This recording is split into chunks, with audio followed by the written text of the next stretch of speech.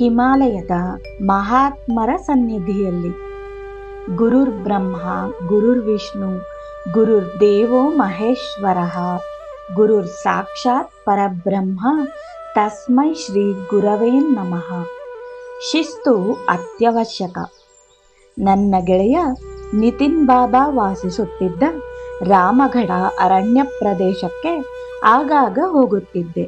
ಆತ ತನ್ನ 6ನೆಯ ವಯಸ್ಸಿನಿಂದಲೂ ತಪಸ್ಸು ಮತ್ತು ಆಧ್ಯಾತ್ಮಿಕ ಸಾಧನೆಗಳಲ್ಲಿ ತೊಡಗಿದ್ದ. ನಾವಿಬ್ಬರು ಅತಿ ತುಂಟ ಸ್ವಭಾವದವರು. ಆಗಾಗ ಒಂದು ಹಳ್ಳಿಗೆ ನುಗ್ಗಿ ಸಿಕ್ಕಿದ ಮನೆಗೆ ಹೋಗಿ ಸಿಕ್ಕಿದ್ದನ್ನು ತಿಂದು ಕಾಡಿಗೆ ಹಿಂತಿರುಗಿ ಬಂದು ಬಿಡುತ್ತಿದ್ದೆವು. ಹಳ್ಳಿಗರಲ್ಲಿ ಇದು ನಿಗೂಢತೆಯನ್ನು ನಿರ್ಮಾಣ ಮಾಡಿತ್ತು. ಕೆಲವರು ತಮ್ಮನ್ನು ದೈವಿ ಸ್ವರೂಪಿಗಳೆಂದು ಮತ್ತೆ ಕೆಲವರು ದೆವ್ವಗಳೆಂದೂ ಭಾವಿಸಿದರು. ಆ ಪ್ರದೇಶದಲ್ಲಿ ನಾನಿತ್ತಾಲ್ನ ಶ್ರೀಮಂತರ ಒಡೆತನದ ಹಲವಾರು ಸೇಬಿನ ತೋಟಗಳಿದ್ದವು. ಒಂದು ದಿನ ನಾವಿದ್ದ ಸ್ಥಳ ಬಿಟ್ಟು ತೋಟದ ಮೂಲಕ ಹರಿಯುತ್ತಿದ್ದ ಒಂದು ಉಪನದಿಯ ಬಳಿಯಲ್ಲಿ ಇರಲು ಹೋದೆವು. ಸಂಜೆ ಅಗ್ಗಿಷ್ಟಿಕೆಯ ಸಲುವಾಗಿ ಸೌದೆಯನ್ನು ಕೂಡಿ ಹಾಕಿದೆವು. ಅರಣ್ಯ ಸಂರಕ್ಷಣಾಧಿಕಾರಿಗಳು ಬೆಂಕಿಯ ಬಗ್ಗೆ ಎಚ್ಚರ ವಹಿಸುತ್ತಾರೆ. ಹಾಗಾಗಿ ತೋಟದೊಳಗಡೆ ಬೆಂಕಿ ಉರಿಸಿದೆವು. ತೋಟದ ಮಾಲೀಕ ನಮ್ಮನ್ನು ನೋಡಿ ಬೆಲೆ ಬಾಳುವ ಸೇಬಿನ ಹಣ್ಣುಗಳನ್ನು ಕದಿಯುತ್ತಿದ್ದೇವೆಂದು ಭಾವಿಸಿದ. ಆತ ಅತಿ ಜಿಪುಣನಾಗಿದ್ದು ಬೇರೆ ತೋಟಗಳ ಮಾಲೀಕರಂತೆ ತೋಟದಿಂದ ಸೇಬು ಹಣ್ಣು ಕಿತ್ತುಕೊಳ್ಳಲು ಯಾರಿಗೂ ಅವಕಾಶ ಕೊಡುತ್ತಿರಲಿಲ್ಲ. ಬಿದಿರು ಕೋಲುಗಳನ್ನು ತರುವಂತೆ ಕಾವಲಿನ ಆಳುಗಳಿಗೆ ಹೇಳಿದ. 5 ಜನ ನಮ್ಮನ್ನು ಬಡಿಯಲು ಓಡೋಡಿ ಬಂದರು. ಹತ್ತಿರ ಬಂದವರು ನಮ್ಮನ್ನು ನೋಡಿದರು. ನಾವು ಕಳ್ಳರಲ್ಲ, ಸಮೀಪದ ಕಾಡಿನಲ್ಲಿರುವ ಬಾಲಯೋಗಿಗಳು ಎಂಬುದು ಅವರಿಗೆ ಗೊತ್ತಾಯಿತು. 3 ತಿಂಗಳಾದ ಮೇಲೆ ನಾನು ಗುರುಗಳ ಬಳಿಗೆ ಹೋದಾಗ ಅವರು, ನೀನು ತುಂಟ ಕೆಲಸಗಳನ್ನು ಮಾಡಿ ನನ್ನನ್ನು ಕಾಡುತ್ತೀಯ, ನನಗೆ ಸಮಸ್ಯೆಗಳನ್ನು ತಂದೊಡ್ಡುತ್ತೀಯ ಎಂದು ಹೇಳಿದರು. ನಾನೇನು ಮಾಡಿಲ್ವಲ್ಲ ಎಂದು ಅಮಾಯಕನಂತೆ ಉತ್ತರ ಕೊಟ್ಟೆ. ಗುರುಗಳು ಮಾತನ್ನು ಮುಂದುವರೆಸಿದರು. ತಾಯಿ ತನ್ನ ಮಗುವನ್ನು ಕಾಪಾಡೋ ಹಾಗೆ ನಾನು ನಿನ್ನ ರಕ್ಷಣೆ ಮಾಡಬೇಕೇನು? ನೀನು ಬೆಳೆಯೋದು ಯಾವಾಗ? ಬೇರೆಯವರ ಆಸ್ತಿಯಲ್ಲಿ ನೀನು ಅತಿಕ್ರಮ ಪ್ರವೇಶ ಮಾಡಿದ್ದು ಯಾಕೆ? ನನ್ನ ಉತ್ತರ, ಎಲ್ಲ ವಸ್ತುಗಳು ದೇವರಿಗೆ ಸೇರಿದವುಗಳು.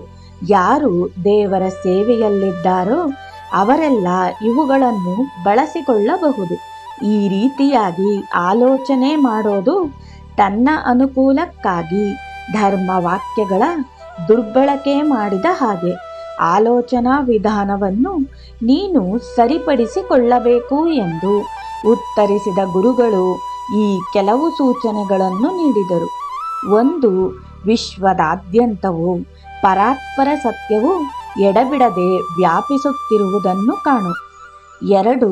ಪ್ರಾಪಂಚಿಕ ಮೂಲಗಳಿಂದ ಪಡೆದ ಸುಖ ಸಂತೋಷಗಳಲ್ಲಿ ಅನುರಕ್ತನಾಗಬೇಡ. ಇವೆಲ್ಲ ಆಧ್ಯಾತ್ಮಿಕ ಪ್ರಗತಿಗೆ ಸಾಧನಗಳೆಂದು ಪರಿಗಣಿಸು. 3. ಅನ್ಯರ ಆಸ್ತಿ, ಹೆಣ್ಣು ಹಾಗೂ ಐಶ್ವರ್ಯಗಳಿಗೆ ಆಸೆ ಪಡಬೇಡ. ಉಪನಿಷತ್ತಿನ ಈ ವಾಕ್ಯಗಳು ನಿನಗೆ ನೆನಪಿಲ್ಲವೇನು? ಇನ್ನು ಮುಂದೆ ನೀನೇನಾದರೂ ಸಾಮಾಜಿಕ ಅಪರಾಧಗಳನ್ನು ಮಾಡಿದರೆ, ಗೃಹಸ್ಥರಿಗೆ ತೊಂದರೆ ಕೊಟ್ಟರೆ ನಿನ್ನ ಜೊತೆ ಮಾತಾಡೋದಿಲ್ಲ ನಾನು. ಗುರುಗಳು ಎಷ್ಟೋ ಸಲ ನನ್ನ ಜೊತೆ ಮಾತು ಬಿಟ್ಟು ತನ್ಮೂಲಕ ನನಗೆ ದಂಡನೆ ನೀಡುತ್ತಿದ್ದುದೂ ಉಂಟು. ಅವರ ಶಿಕ್ಷಾರೂಪದ ಮೌನ ಮತ್ತು ಕಾರುಣ್ಯ ಹಾಗೂ ಜ್ಞಾನ ಸಮ್ಮಿಳಿತ ನೈಜ ಮೌನ, ಇವುಗಳ ನಡುವಣ ವ್ಯತ್ಯಾಸ ನನಗೆ ಸ್ಪಷ್ಟವಾಗುತ್ತಿತ್ತು. 16 ವರ್ಷದವನಾದ ನಾನು ಪ್ರಚಂಡ ಶಕ್ತಿ ಸಂಪನ್ನನಾಗಿದ್ದೆ. ತುಂಬ ಚೂಟಿಯಾಗಿದ್ದ ನಾನು ಅವರನ್ನು ಯಾವಾಗಲೂ ಪೀಡಿಸುತ್ತಿದ್ದೆ. ಇದು ನನ್ನ ಕರ್ಮ ಮಗು, ನಿನ್ನ ತಪ್ಪಲ್ಲ.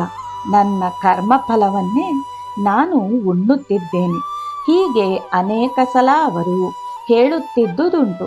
ನಾನು ದುಃಖಿತನಾಗುತ್ತಿದ್ದುದಲ್ಲದೆ ಮತ್ತೆ ಹೀಗೆ ಮಾಡುವುದಿಲ್ಲವೆಂದು ಭಾಷೆ ಕೊಡುತ್ತಿದ್ದೆ. ಆದರೆ ಬಹುಬೇಗ ಮತ್ತೆ ಅನುಚಿತವಾಗಿ ನಡೆದುಕೊಂಡು ಬಿಡುತ್ತಿದ್ದುದುಂಟು. ಕೆಲಸಲ ತಿಳಿದು ಬೇಜವಾಬ್ದಾರಿಯಾಗಿರುತ್ತಿದ್ದೆ. ಕೆಲಸಲ ನಿರ್ಲಕ್ಷ್ಯದ ಕಾರಣ ಅರಿವಿಲ್ಲದೆ ತಪ್ಪು ಮಾಡುತ್ತಿದ್ದೆ. ಆದರೆ ಎಲ್ಲ ಸನ್ನಿವೇಶಗಳಲ್ಲಿ ನಾನು ಎಷ್ಟು ಅನುಚಿತವಾಗಿ ವರ್ತಿಸಿದರೂ ಕೂಡ ಆ ಮಹಾತ್ಮರು ಸದಾ ನನ್ನನ್ನು ಪ್ರೀತಿಸುತ್ತಿದ್ದರು. ವ್ಯಕ್ತಿಯು ಪರಿಪಕ್ವತೆಯನ್ನು ಪಡೆದಾಗ ಆತ ಜೀವನದ ನೈಜ ತತ್ವವನ್ನು ಅರಿಯತೊಡಗುತ್ತಾನೆ. ಆಗ ತನ್ನ ಆಲೋಚನೆಗಳು ಹಾಗೂ ಮಾತು ಕೃತಿಗಳ ಬಗ್ಗೆ ಎಚ್ಚರ ವಹಿಸುತ್ತಾನೆ. ಆಧ್ಯಾತ್ಮಿಕ ಸಾಧನೆಗೆ ನಿರಂತರ ಎಚ್ಚರ ಅಗತ್ಯ.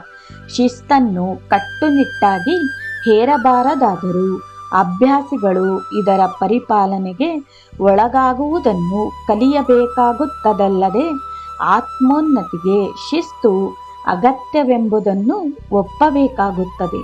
ಕಟ್ಟುನಿಟ್ಟಾಗಿ ಹೇರುವುದು ಹಾಗೂ ಅನುಸರಿಸುವುದು ಉಪಯುಕ್ತವಾಗಿ ತೋರುವುದಿಲ್ಲ. ಈ ವಿಧಾನದಿಂದ ಏನನ್ನು ಮಾಡಬೇಕು ಅಥವಾ ಮಾಡಬಾರದು ಎಂಬುದನ್ನು ತಿಳಿಯಬಹುದೇ ವಿನಾ ಅನುಸರಣೀಯ ಕ್ರಮ ಮಾತ್ರ ಗೊತ್ತಾಗುವುದಿಲ್ಲ. ಬೋಲೋ ಸಬ್ ಸಂತ್ ಕಿ ಜೈ.